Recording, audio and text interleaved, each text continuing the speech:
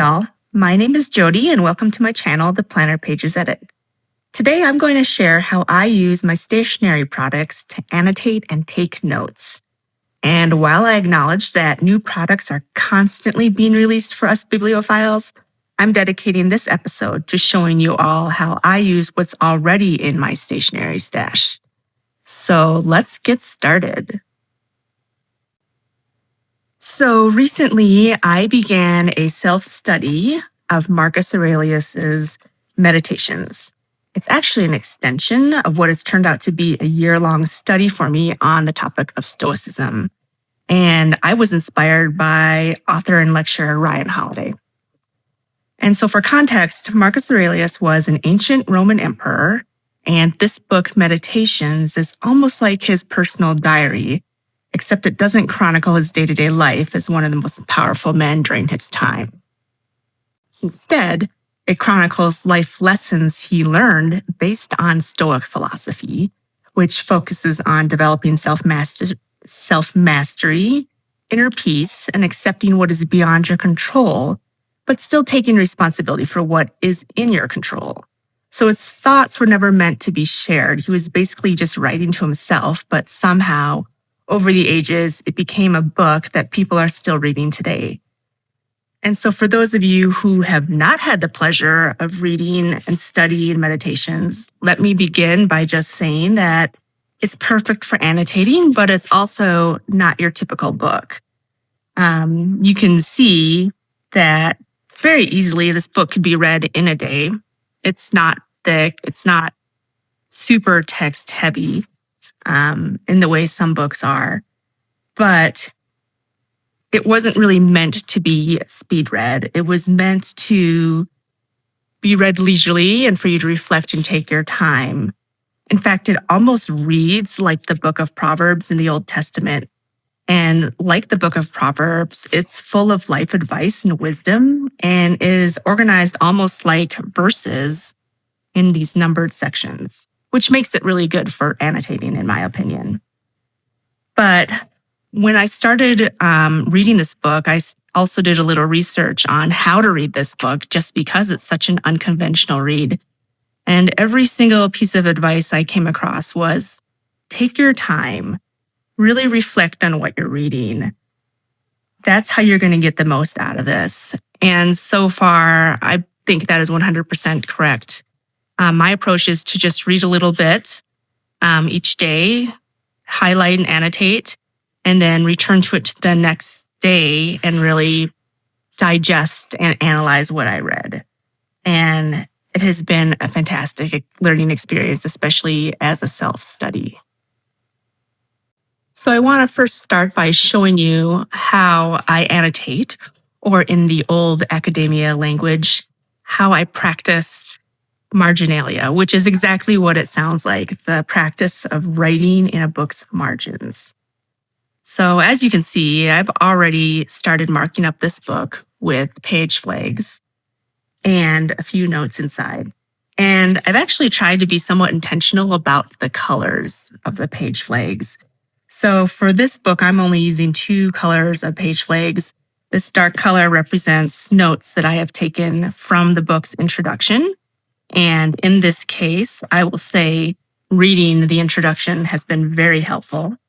And then these red page flags kind of represent the meat of the book and passages that I really want to remember and reflect on. And that's all I'm using in terms of the book. But to show you exactly how I'm annotating, hopefully you can see the highlights here. This is a cheaply made book, unfortunately. It's already falling apart. So when I started reading it, I wanted to make sure that I wasn't using a highlighter that was going to bleed through. So I'm actually using, let me find it here. I'm using this Cool Gray Tombow dual tip marker for my annotations. It's a very faint color. It doesn't bleed through. It's also a very calming neutral color. And that is what I'm using to highlight. Hopefully you can see it on this page. I know it's quite faint. but that has been pretty useful. It doesn't, like I say, it doesn't bleed through, which is nice for this cheap version.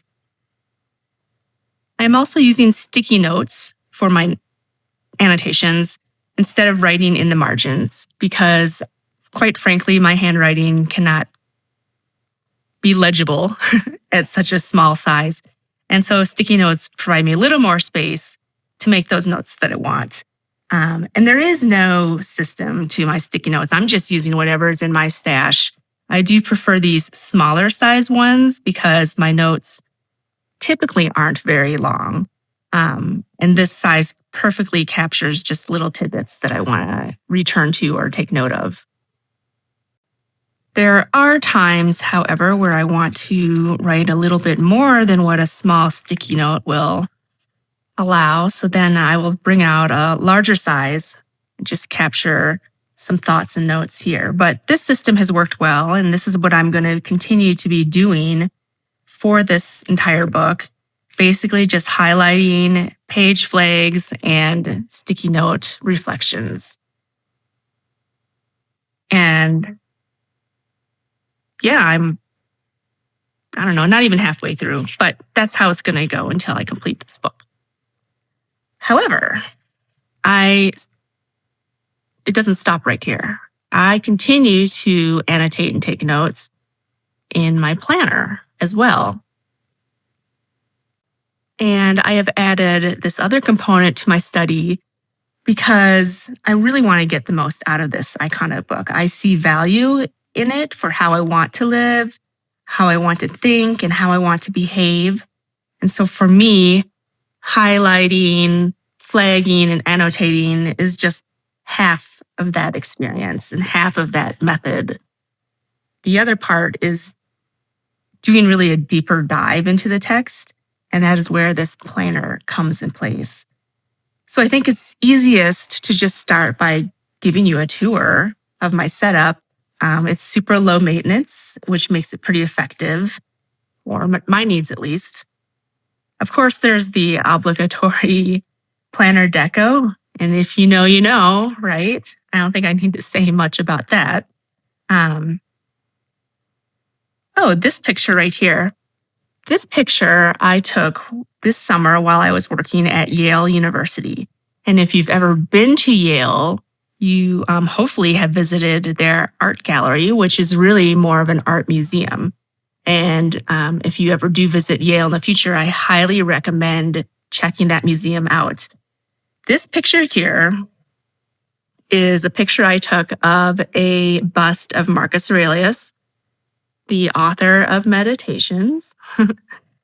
And I think it's really neat that I can just take this original photo that I took from the museum and use it as planner deco in my study and just inspiration for the really fascinating and valuable lessons that I'm taking away from this read. So there's that.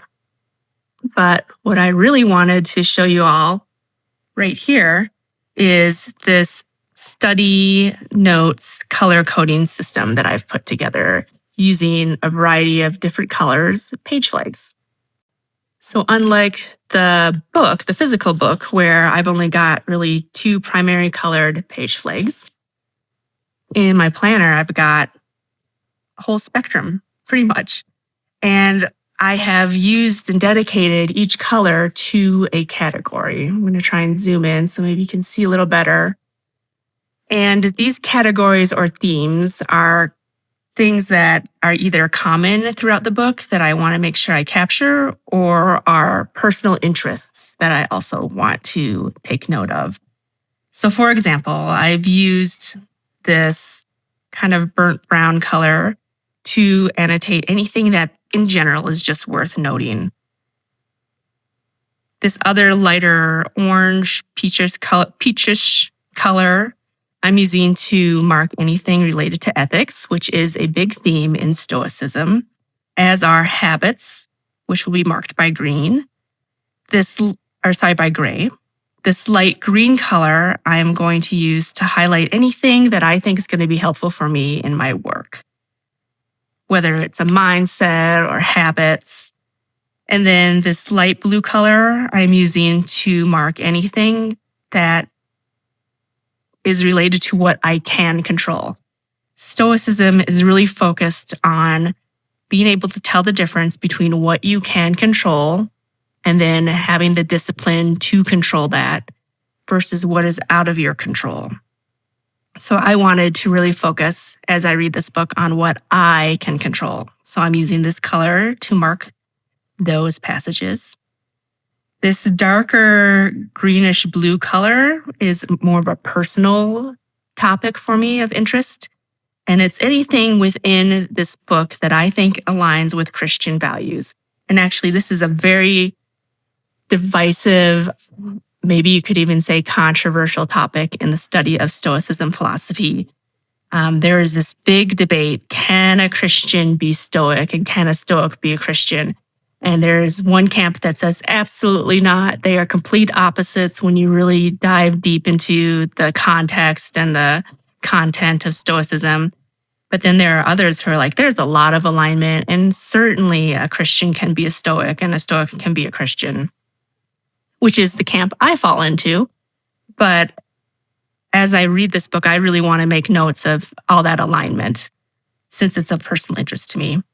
And then I have this final bright colored turquoise page flag for things that I don't understand, because I'm almost certain there are going to be things in this book that I don't get that I will want to return to later, either when I read this again, as it is always recommended that you read this book more than once, or just to do some personal additional study to better understand what I'm reading. So that is going to be my key for all the page flags that I use in this planner. So before we go into the daily study and note-taking, I just want to flip to this section right here. This is more of a free-form notes section where I just record things that stood out to me in general. And it's not necessarily in relation to a specific quote or excerpt. In many cases, it's just background information, especially historical information or historical context of what the book was actually written under. So, for example, I just finished book 2, and it was titled, and I don't know if I'm going to pronounce this correctly, On the River Gran Among the Quadi. What the heck does that mean? Well, I found out that when Aurelius wrote this section of his book, he was actually campaigning as Emperor of Rome. Let me get my notes here.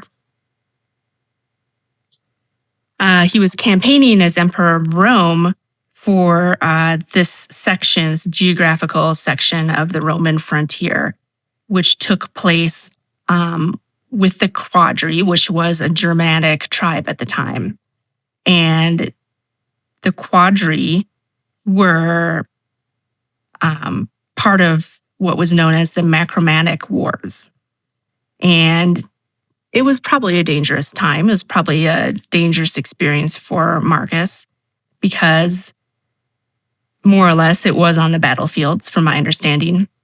And that is, his thoughts in that book kind of reflect the military aspect of this campaign. He talks a lot about life, death, and, having just one chance at this thing called life and the importance of doing it wisely. And so those are the sort of things I just wanted to capture in these note sections. And I'm using cloth and paper's focus inserts, but really any blank page would work for how I'm taking notes in this section. And again, I should mention I'm also using, as my highlighting here, this Tombow dual tip brush pen. I'm using the brush side, so there is a smaller point marker end as well that you can use, which would be good for underlining or creating bullet points. And the green has no particular meaning it's just a way to highlight in this planner. But now to focus on the daily notes part of my study. And I am using, this is what a daily note spread, and I don't know if daily is really the right word. I'm just using this spread, which is Cloth and Paper's Hobonichi weekly layout. And I'm pretty much just it's dated, or it's at least it's got the days of the week here, and I'm just disregarding those. What I like about this spread, especially for this book and how it is organized, it's organized by books, right? So for example, book 3, I'm about to start. And then it's from book 3, it's sectioned, I guess, into themes or thoughts. So 1, 2, 3, and so forth, right? This layout, I think, is perfect for a book that has a layout just like this, like what I showed. And I do just disregard the days of the week because I don't need those. And I don't necessarily take one idea a day.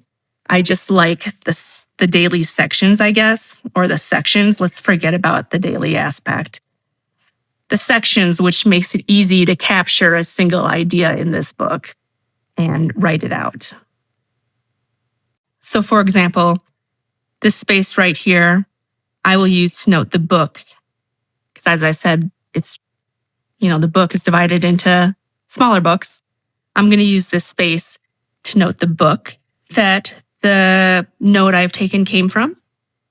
I'm either then going to use this next section to either directly quote the book or paraphrase it. Usually I'm paraphrasing it. And then I'm going to move across the spine. Instead of going vertically, I'm going to go horizontally and then put my correlating notes or thoughts in this section. And this has worked out pretty well. These little bullet points have come from another Tombow marker. And this time I'm just using the fine tip end. And so that's how I've kind of continued tracking my notes using this layout. And then, of course, using the page flags and the color codes from my key. And it's worked out well so far. But maybe it's better if I give you an example of how I'm using this layout. Let's see here. We'll start with this bottom one. Okay. So this section right here, I had made a note of something in book 1, and it was regarding staying on the path rather than being kept on it. And, I thought about that and I'm like, what the heck does that mean? The value of staying on the path rather than being kept on it. So I flagged it with the color code, designating the fact that I don't understand this and I need to return to this. And then here across the discs in this section, I made note of what I thought it meant. To me, it sounds like the difference between choosing to do something and being obligated. But I don't know for sure. So I'm going to come back to that. So that's just an example of how I'm using this almost like a horizontal layout that travels across the discs or the spine of the planner.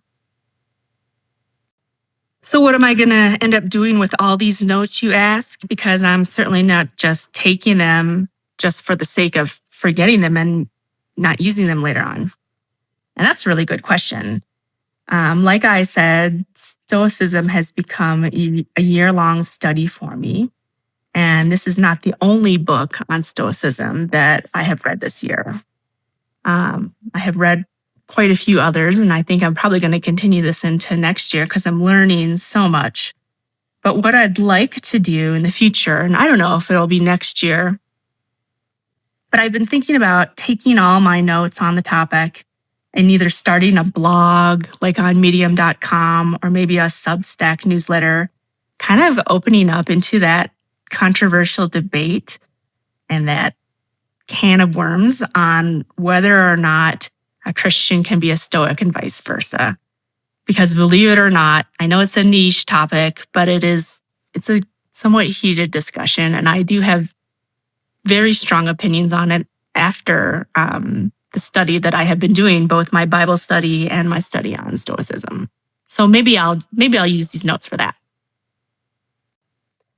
But anyways, we'll have to see about that. I have my hand in a lot of different cookie jars right now, and all of them involve an investment of time, which is something I wish I had more of when it at least came to free time.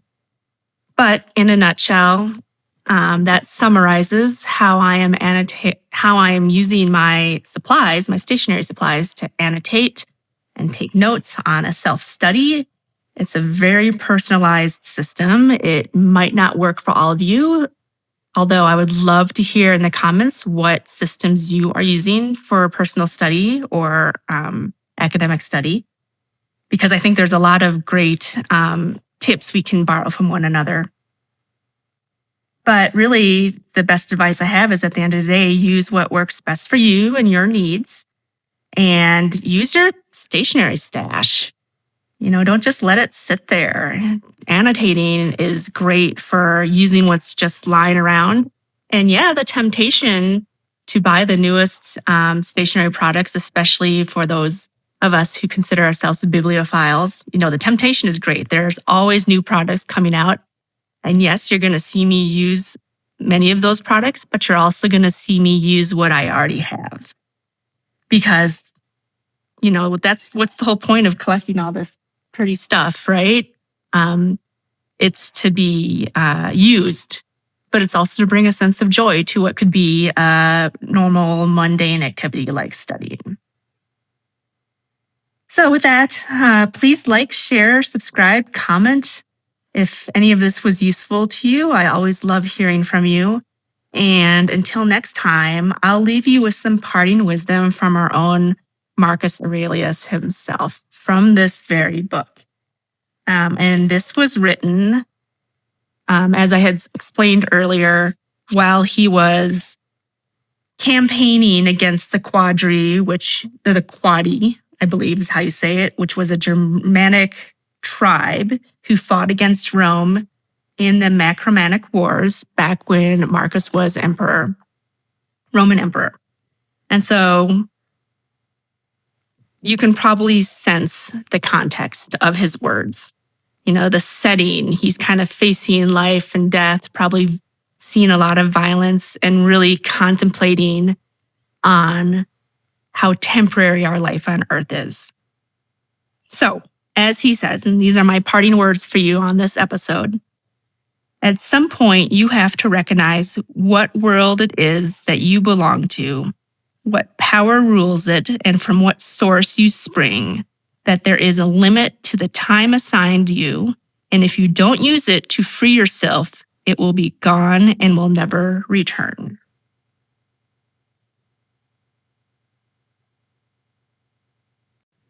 See you next time, friends, and thank you for tuning in.